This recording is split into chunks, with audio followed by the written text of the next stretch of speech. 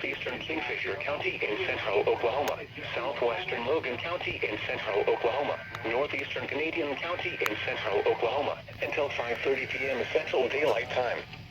At 4:53 p.m. Central Daylight Time, a severe thunderstorm was located near Cashion, moving east at 20 miles an hour. Expected hazards include 60 miles an hour wind gusts and quarter-size hail. This is a radar-indicated threat. The following impacts are expected. Hail damage to vehicles is expected.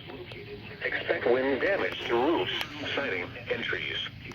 Locations impacted include Piedmont, Crescent, Cashion, Cedar Valley, Cimarron City, Navina, and Seward.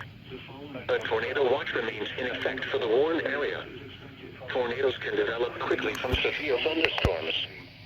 For your protection, move to an interior room on the lowest floor of a building.